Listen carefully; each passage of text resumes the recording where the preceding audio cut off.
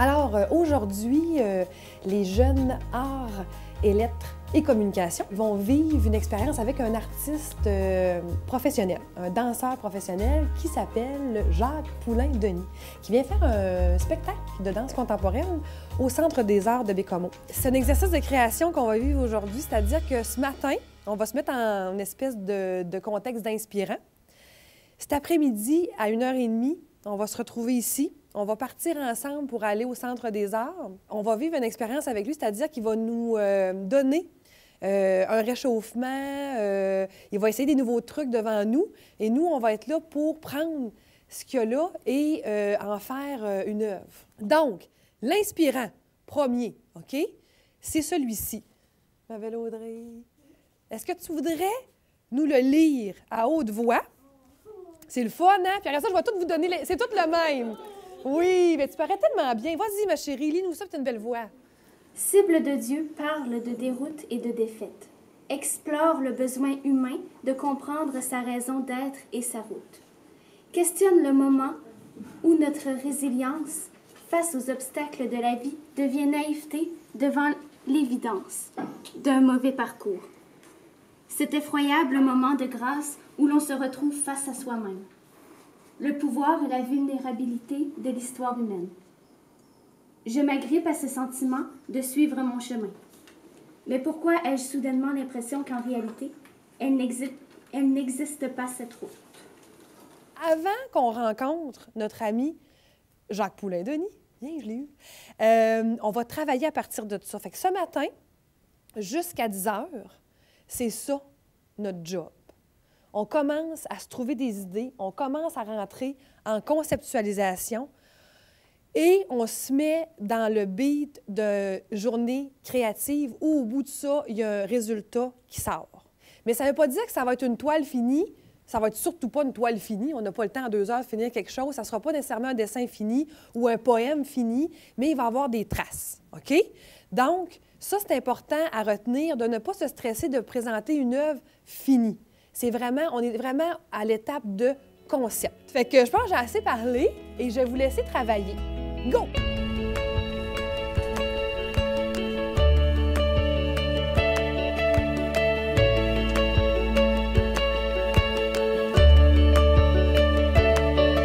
Donc, l'idée, c'était de leur faire vivre une journée avec un professionnel, un danseur contemporain qui est chorégraphe, qui est danseur aussi, qui vit de son art.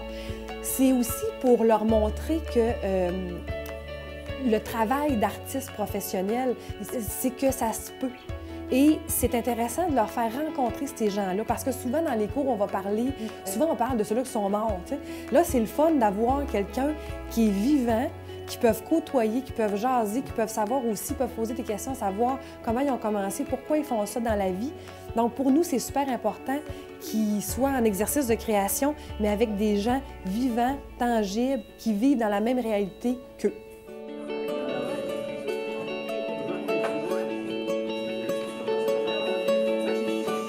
Leur travail de création est commencé. Dans quelques heures, on ira rencontrer l'artiste, le danseur contemporain. Donc, ils auront une discussion avec lui, mais aussi, ils le verront travailler pour continuer leur conceptualisation pour ensuite créer leur œuvre par la suite. Donc, je suis super contente de vous recevoir. C'est une belle collaboration qu'on a avec le Cégep. Jacques Poulain-Denis, c'est vraiment un artiste multidisciplinaire qui a touché un petit peu à tout.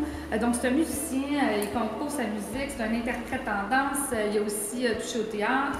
Vraiment, quand je touche à tout, c'est un peu tout ça. C'est vraiment un performeur sur scène. Je pense que vous allez vous en rendre compte avec le spectacle que vous allez voir ce soir.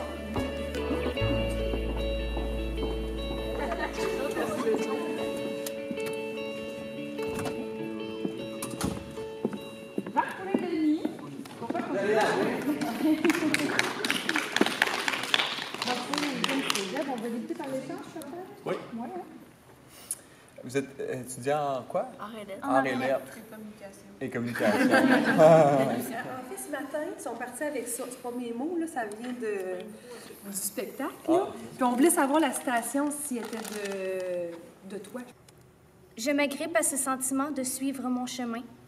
Mais pourquoi ai-je soudainement l'impression qu'en réalité, elle n'existe pas cette route? c'est vraiment beau, ça. Mais d'un point de vue dramaturgique, je pense qu'on peut dire que c'est ça, de quoi ça parle. Ça parle de...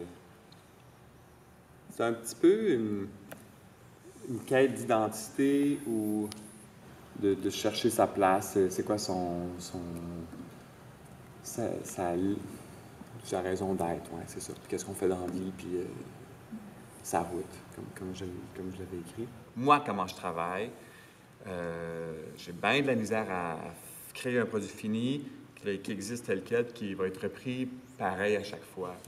Comme un album, que tu crées l'album, puis là, tu vends l'album, puis ben, c'est exactement... Chaque album est pareil.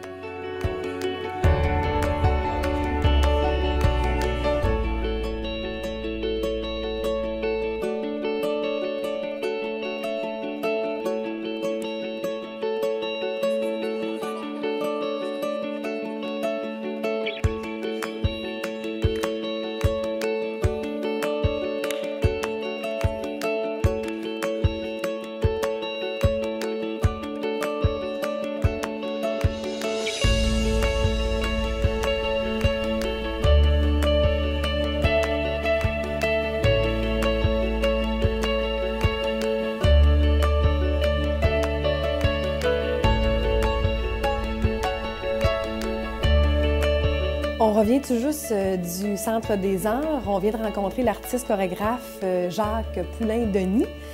Super intéressant comme rencontre. Ce matin, l'inspirant était statique, était un texte. Là, on espère que la rencontre avec un artiste en chair et en os, la danse, le mouvement, on espère que ça va leur donner une grande lancée créative. Et on a hâte de voir le résultat, fait que on va les laisser travailler.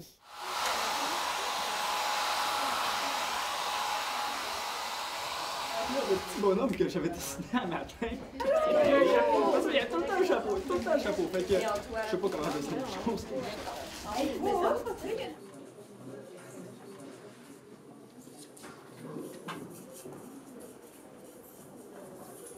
La première fois, c'est la première fois qu'il l'avait vu. Oh.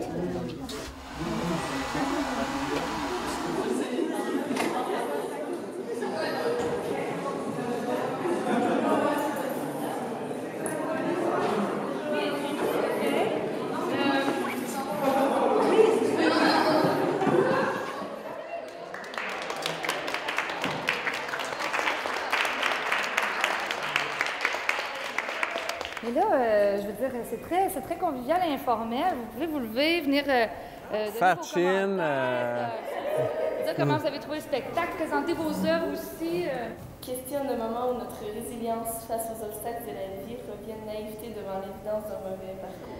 Alors, moi, mon concept, c'est de créer une série d'écritures. Doucement, je veux que tu sois eux. Devenir quelqu'un d'aveugle qui me suivra. Fait que j'ai choisi de prendre des miroirs pour illustrer, dans le fond, le fait qu'on se retrouve face à soi-même, un peu pour déstabiliser la personne qui le regarde. Puis sinon aussi, il y a un bec sur le col de la personne, ça montrait une certaine infidélité, donc mauvais parcours encore une fois.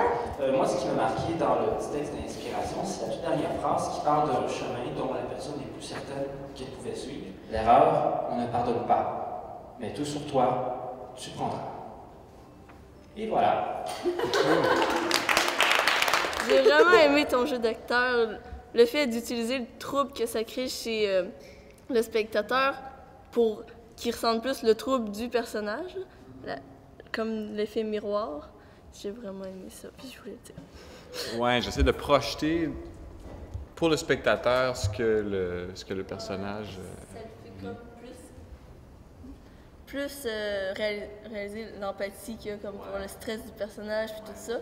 À chaque fois qu'on plongeait un peu dans ton subconscient, la chaise tombait un peu, se déplaçait un peu.